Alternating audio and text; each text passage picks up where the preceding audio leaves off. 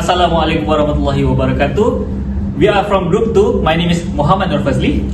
My name is AIMAN bin MUZAKIR. Muhammad NAQUIDDIN bin AZMI. Muhammad AIMAN bin SAHLI. Fadzli binti SYAHRUNNIZAT. And our topic is the European Union from Common Market to Economic Union. Together, Europe is stronger. For the first thing is introduction. So we know about economic integration.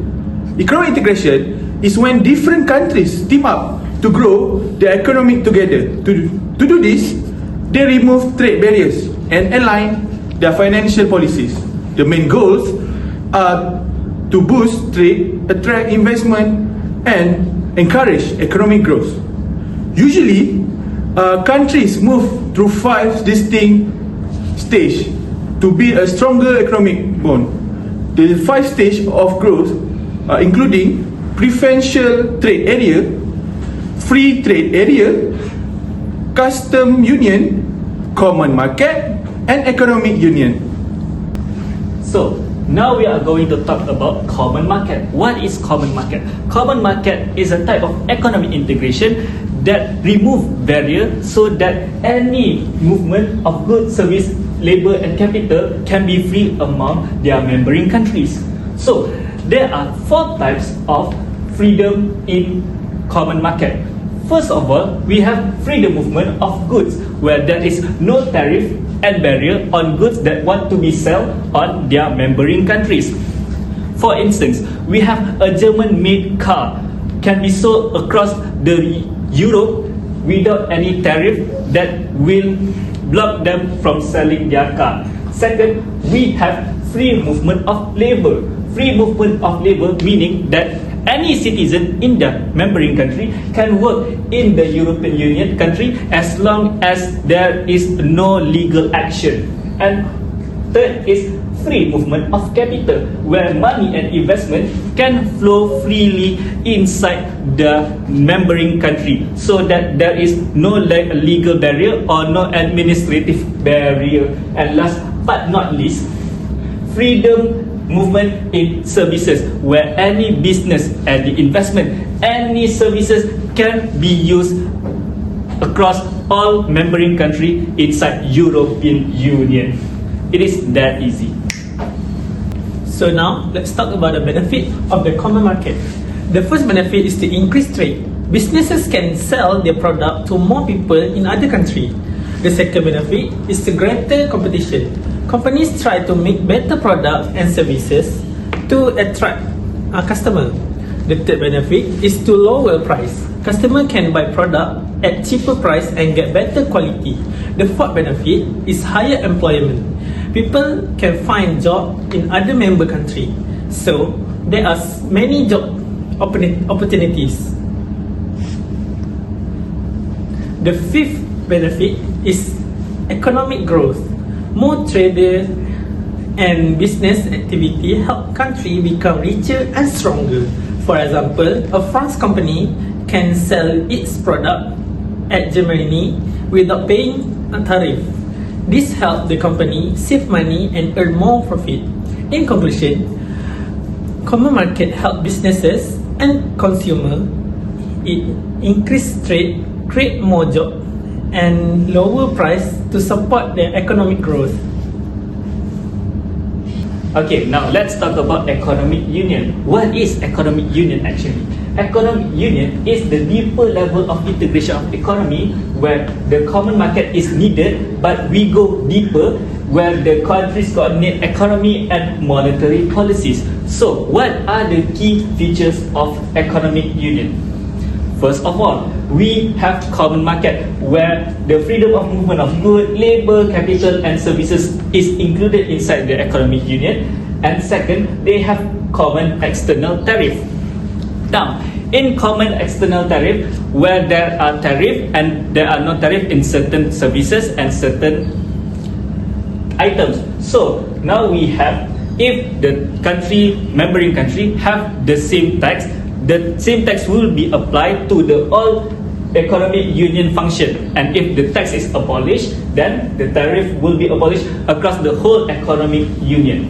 Second, we have the combination of economic policy, where they coordinate any economic policy that can affect the whole membership country, so that any inflation, any types of monetary decision will be discussed by the membership country. And sometimes your economic union will adopt a common currency. So this common currency in European Union is called euro, where the monetary value is the same across the neighboring country. Then they can use it as their common factor on receiving and giving goods. And last but not least is the fiscal and monetary cooperation, where they discuss any type of fiscal and monetary decision inside their membership country.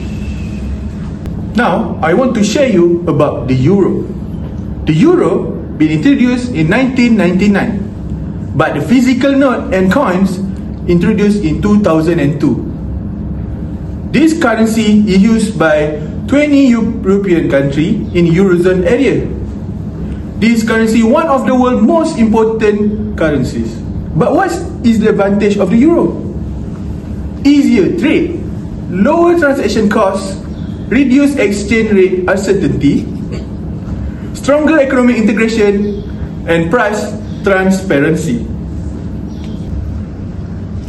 Next, we move to the challenges faced by the European Union. The first challenge is the Eurozone debt crisis. Several countries, such as Greece, experience severe debt problem and struggle to repay their loans. This crisis threatens the stability of the Eurozone and require financial assistance from other EU members. As a result, the EU had to implement economic reform and stricter fiscal economies. The second challenge is Brexit. Brexit refers to the withdrawal of the United Kingdom from the European Union in 2020. The UK left the EU due to the concern of sovereignty, immigration, and economic policy. This created uncertainty in trade, investment, and labour mobility for both UK and the EU. The third challenge is COVID-19 pandemic. The pandemic disrupted economic activities, supply chain, and the employment across Europe. Many businesses were forced to close temporarily, and government has to provide financial support to the household and companies. This situation slowed economic growth throughout the region. The last challenge faced by the European Union is Russian-Ukraine conflict. This conflict caused energy shortage, rising inflation, and higher production costs in many European countries. Since several EU countries depend on the imported energy, the conflict affects both economic stability and consumer price. Today we are dividing into a crucial case study in modern economic history, Brexit. Brexit refers to the United Kingdom historic decision to leave the European Union, officially departing in 2020 after many years of membership. But why did they choose to leave, and what has been the impact? So next, the UK's choice to exit was driven by a few core factors. First, there were deep sovereignty concerns and a strong desire for completely independent decision making. Second, immigration issues play a massive role, as many wanted greater control over national borders. Finally, ongoing economic disagreement with EU regulations ultimately push the UK towards withdrawal. So, for the next one, this separation brought significant consequence for both sides. For the UK, it meant navigating new trade barriers, facing reduced labour mobility, experiencing business uncertainty, and adapting to widespread economic adjustment. Meanwhile, the European Union lost a major member state. This disruption triggered a change in a long-distance trade pattern, forcing political and economic adjustment across the remaining member nations. So, for the summary of main ideas,